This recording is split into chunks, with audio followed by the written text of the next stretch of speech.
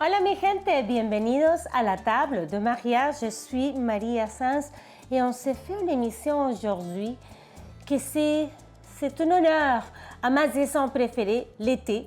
L'été est fini, mais je refuse de le laisser partir. Donc on va se faire des recettes colorées et goûteuses, super faciles, mais surtout des couleurs d'été.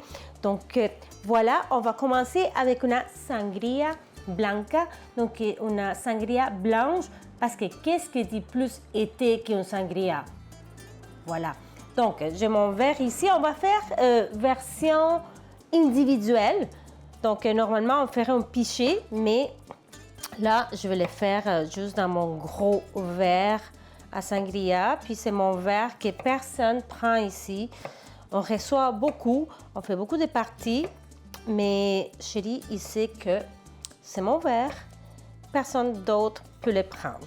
Donc, pour des fruits, je suis allée chercher tout ce qu'il y avait de disponible. Mais pas tout là, mais je veux plein de couleurs.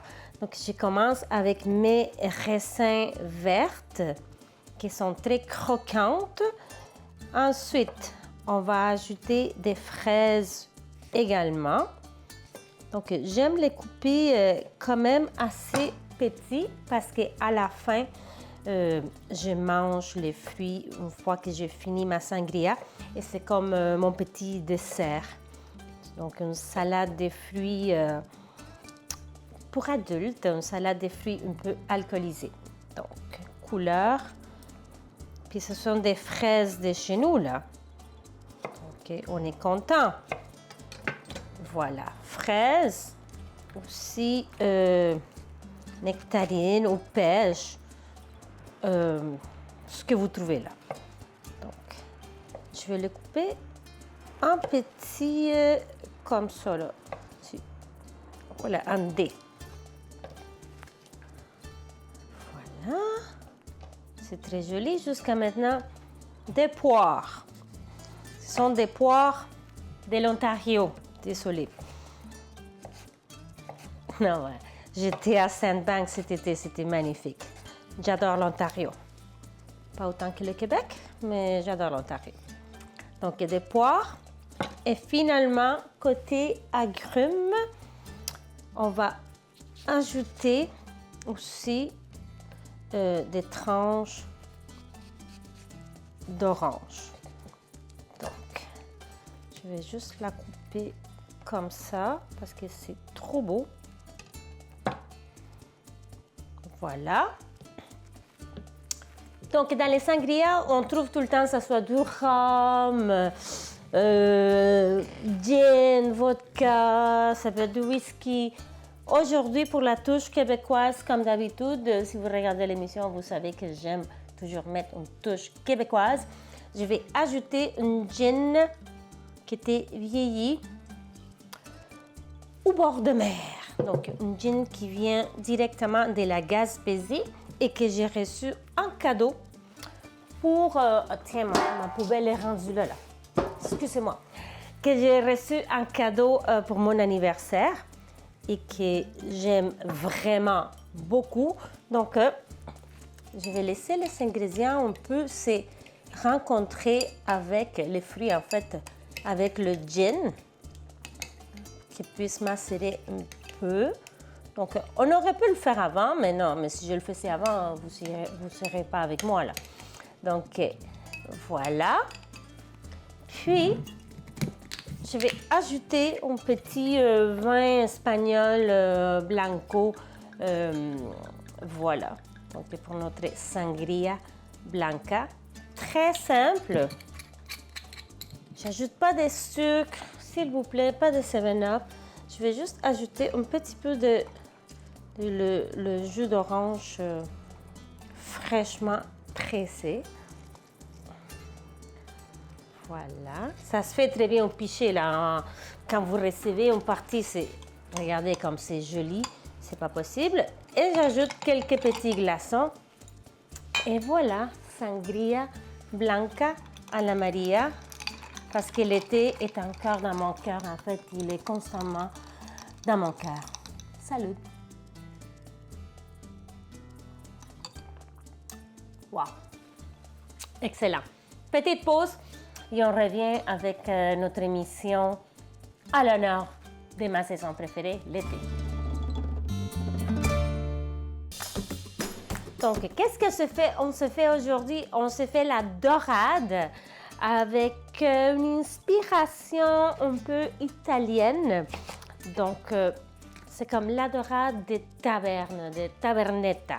Donc, une dorade très simple, sans prétention, rapide et surtout super colorée et savoureuse, avec un très bon contraste des saveurs parce que on va avoir du sucré, du salé, acidulé, vinaigré. Donc, on commence par faire revenir des oignons dans l'huile d'olive. Aussi, j'ai déjà pelé, j'ai épluché une pomme de terre que je vais commencer à juste la faire bouillir parce qu'elle va finir sa cuisson avec la dorade.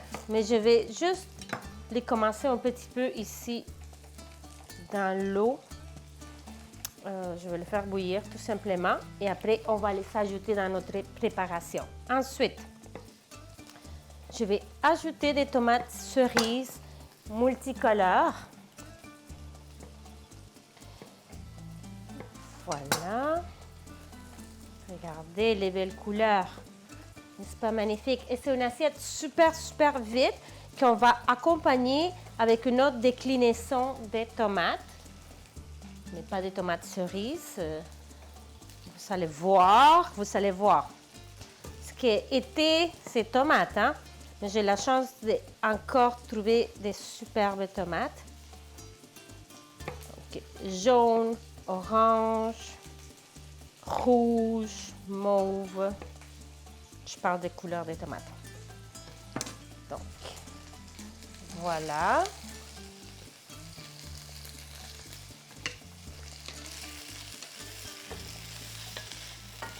Très bien.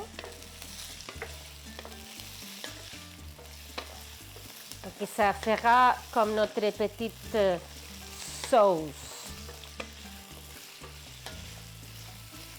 Très bien. J'ajoute pas l'ail tout de suite parce que sinon il va brûler. J'ai des olives, c'est des olives manzanilla. Vous prenez les olives que vous avez sous la main. J'ai des caprons. Vous pouvez mettre des capres ou des caprons. Là, j'en ai mis des caprons pour faire différent. Des petits piments épicés. Ça, c'est optionnel parce que je sais que c'est pas tout le monde qui aime manger épicé. Également des raisins sultana, donc ça sera le côté sucré. Donc, on va laisser tous les ingrédients se rencontrer pendant un petit moment. Et que les tomates... Oh, ça sent trop bon! C'est vraiment magnifique. Donc, on va prendre une petite pause le temps que les patates soient en mi-cuisson pour les ajouter. Également, je vais aller chercher ma dorade. Je vais la sortir pour qu'elle soit tempérée. Et on va se faire l'accompagnement de notre plat de dorada à la tavernetta, donc à la façon de la taverne. Donc, on se voit dans quelques minutes ici à la table de Maria. C'est déjà super bien avancé notre petite base dans laquelle on va faire cuire la dorade. Ici, j'ai 4 petites gousses d'ail que je vais tout simplement écraser, puis les ajouter à notre mélange. Donc, on va venir les réveiller.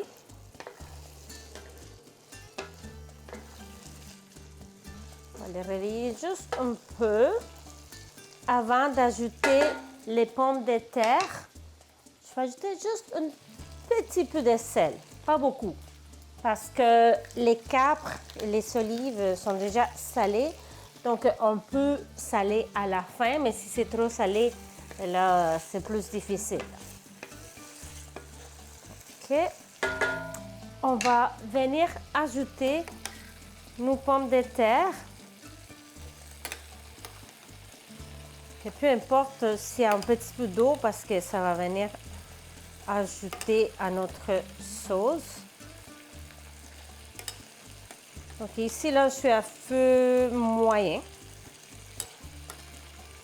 Ce que j'aime aussi, c'est qu'on le fait dans une seule assiette.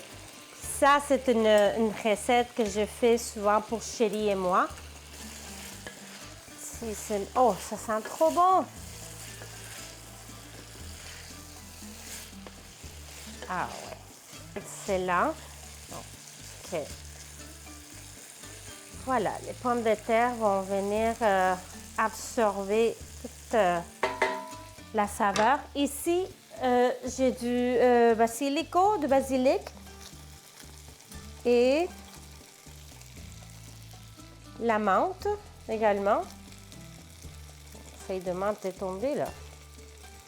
Et ça va venir aromatiser le tout.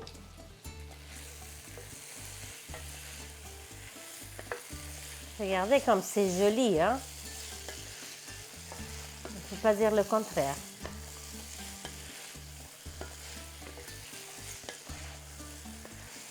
OK. Donc, à ce moment-ci, on va ajouter du vin blanc. Donc, pour la sauce.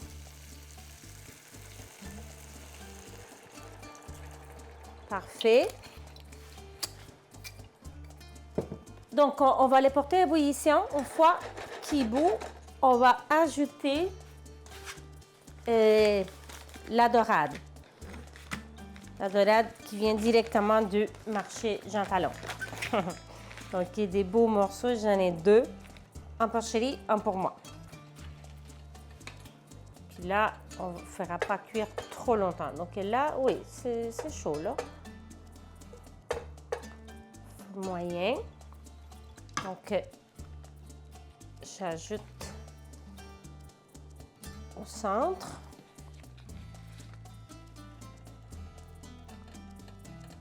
Parfait. Peut-être venir un peu ajouter le petit jus là avec du vin. Puis, on va venir le couvrir. Puis, une fois que le poisson soit blanc, il est prêt. Donc, à feu moyen. Là, on va faire... Attends, je vais prendre une cuillère propre. L'accompagnement. On va se faire une tataki de tomates. Donc, ici, j'ai du yogourt nature. Oh, comme c'est beau ça. Donc, on va mettre un petit lit là, de yogourt, pas trop là. Juste comme ça. Yogourt nature. Juste un petit peu. Lui, c'est un yogourt de brebis. Puis là, on va se faire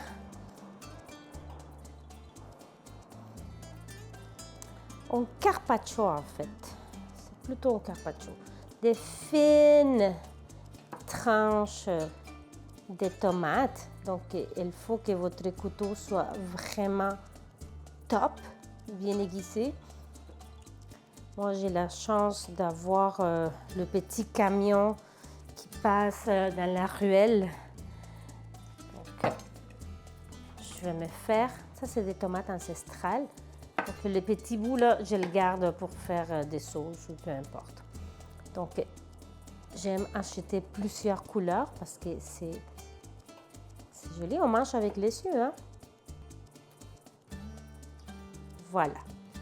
Donc, on va se faire en alternant chaque couleur. Voilà. Puis, il me manque une tranche ici jaune.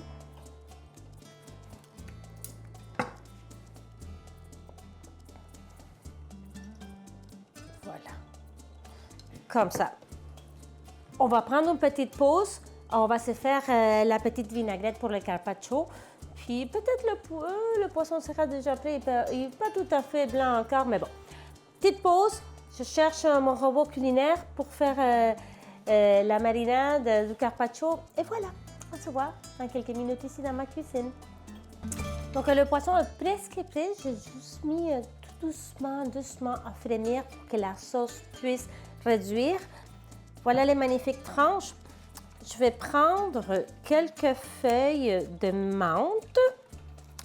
Mais oui, vous allez dire, mais là, tu as déjà mis la menthe dans l'autre. Oui, mais elle est cuite. Ici, c'est pour notre petite vinaigrette. Un peu d'inspiration chimichurri, mais pas tout à fait. Oh, ça sent trop bon la menthe fraîche. J'ajoute du persil italien.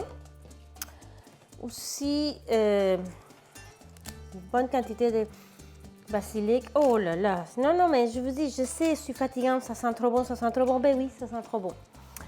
Donc, j'ajoute de l'huile d'olive. Et une minuscule touche de sel, poivre. Pourquoi? Parce que je vais ajouter un peu de sel ici, du gros sel rose de l'Himalaya sur les tomates. Juste un peu là, avant. Je vais les laisser juste comme ça. Voilà. Mini touche de poivre. Juste mini. Après, on va ajouter notre vinaigrette et voilà. En parlant de vinaigrette, ça prend du vinaigre. J'ai acheté un très beau vinaigre de rose. Cet été, là, quand j'étais en vacances, j'ai acheté ça à la ferme basque sur Charlevoix. Je l'aime parce qu'il est très délicat. C'est sûr qu'on peut aller avec... Ah, puis ici, j'ai la poêle qui chauffe, là. Je vais faire griller des graines de citrouille qu'on va mettre un peu par-dessus, juste pour faire un petit crunch, là. Donc, juste pour dire, là. Puis la couleur aussi. Voilà, donc, du balsamique, mais oui, ça fonctionne aussi super bien, mais le balsamique va prendre énormément de place, tandis que ce vinaigre-là, il est subtil et il est délicat. En fait, il est très délicat. Donc, allez, ça va faire du bruit.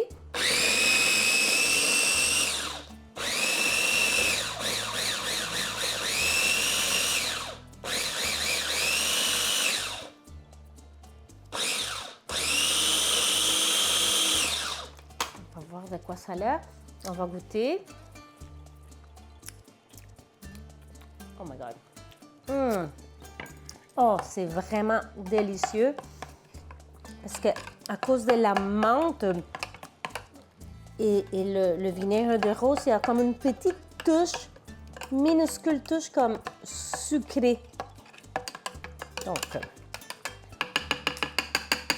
je vais peut-être ajouter juste un petit peu plus. Je veux que ça soit encore plus liquide. L'huile d'olive. Et voilà. Donc, je pense que il ne faut pas oublier, là, quand on fait rôtir des noix ou des graines de quelque chose, il faut rester à côté parce que ça brûle assez vite. Donc, je pense que c'est le moment parfait pour prendre une pause pour que je puisse monter mon assiette. Et voilà. Donc,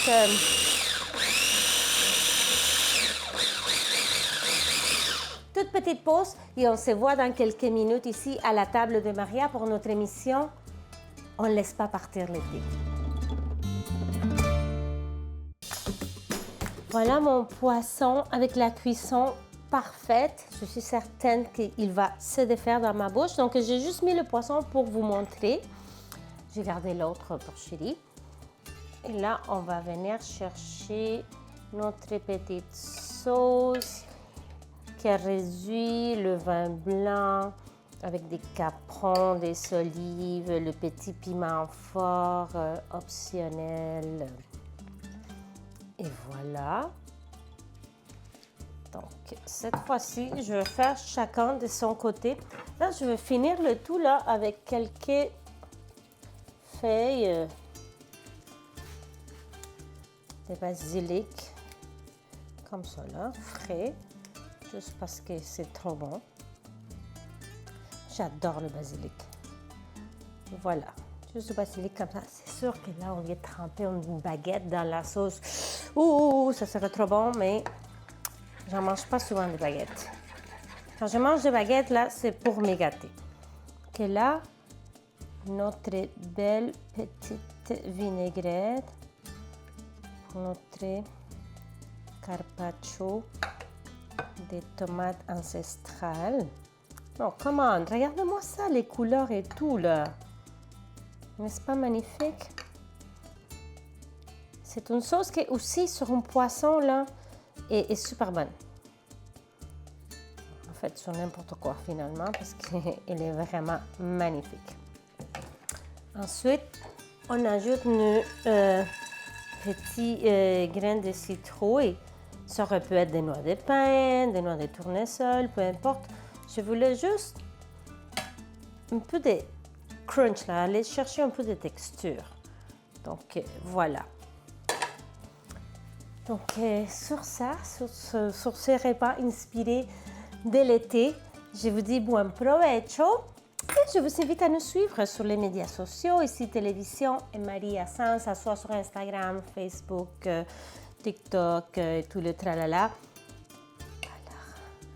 Je vais me faire une bouchée parfaite. Comme d'habitude, je prends de l'olive, du poisson, ici, raisin sec, oignons, patates. Buon provecho.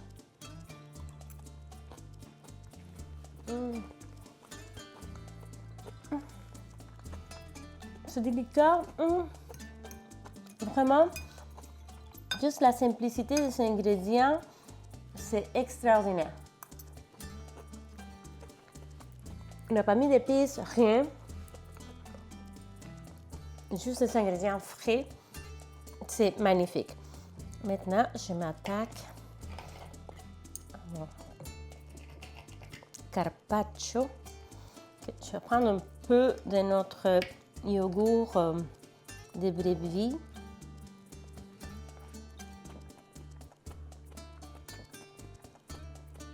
Non, non, non. C'est trop bon. Et c'est tellement simple. Et c'est magnifique. Donc, salud. Buen provecho. Y hasta la próxima. Besitos.